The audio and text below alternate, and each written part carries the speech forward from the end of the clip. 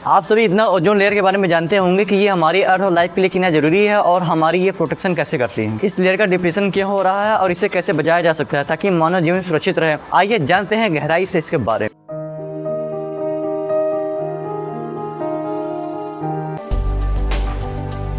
पृथ्वी के सरफेस से 15 से 35 किलोमीटर की ऊंचाई तक फैला बहुत ही महत्वपूर्ण परत है जिसका नाम स्ट्रेटोस्फीयर है और इसी स्ट्रेटोस्फीयर और ट्रोपोस्फीयर के बीच में ये ओजोन लेयर एग्जिस्ट करती है। ओजोन लेयर ऑक्सीजन के 3 मॉलिक्यूल के कॉम्बिनेशन से बनी है जिसे हम O3 के रूप में जानते हैं। जिस धूप में हम अपने कपड़े को सुखाते हैं, जिस धूप में फोटोसिंथेसिस की प्रोसेसिंग होती है, उसी ही धूप में यूवी रेज होती है जो वनस्पति और मानव जीवन के लिए बेहद ही खतरनाक है। ये मेनली धूप में 3 प्रकार से होती है जैसे UVA, UVB और UVC। दैट इज यही ओजोन लेयर धूप से आने वाली यूवी रेज से हमें प्रोटेक्ट करती है और ये ओजोन लेयर सूर्य से आने वाली यूवी राइज को ऑब्जॉर्ब कर लेती है और सनलाइट को अर्थ पर रिफ्लेक्ट करके भेज देती है। जानकारी के लिए आपको बता दूं कि इस बात को हल्के में लेना सही नहीं है। एनबीसी रिपोर्ट के अकॉर्डिंग लगभग 4.7% कैंसर होते हैं यूवी रेडिएशन की वजह से। अगर आपको दोपहर में घर से निकलना तो आप मोबाइल के वेदर एप्लीकेशन में जाकर के पर यूवी इंडेक्स को देखें, फिर दिखाया गया इस चार्ट से मैच करें, फिर आप खुद डिसाइड करें कि आपको घर से बाहर निकलना है या नहीं। अगर इसे फॉलो नहीं करेंगे तो आपकी स्किन कैंसर की संभावनाएं बढ़ सकती हैं और ये यूवी रेडिएशन आपके डीएनए को डैमेज कर सकता है।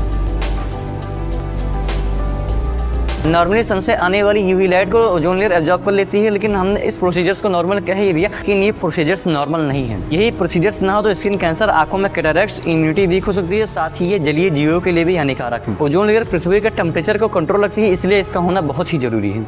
आइए अब जानते हैं कि इस ओजोन लेयर का डिप्रेशन क्यों हो रहा है और कैसे हो रहा है।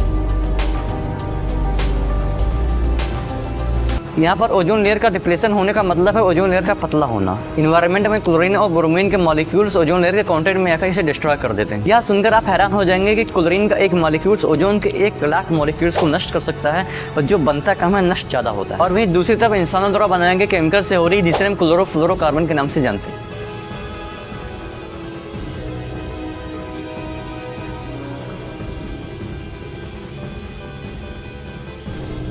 जब ये CFC एटमॉस्फेयर से होकर स्ट्रेटोस्फीयर में पहुंचते हैं तो सूर्य की यूवी रेज के कांटेक्ट में आते ही टूटने लगते हैं जिससे क्लोरीन और ब्रोमीन जैसे एलिमेंट रिलीज होने लगती हैं और ये ओजोन मॉलिक्यूल को डिस्ट्रॉय कर देते हैं।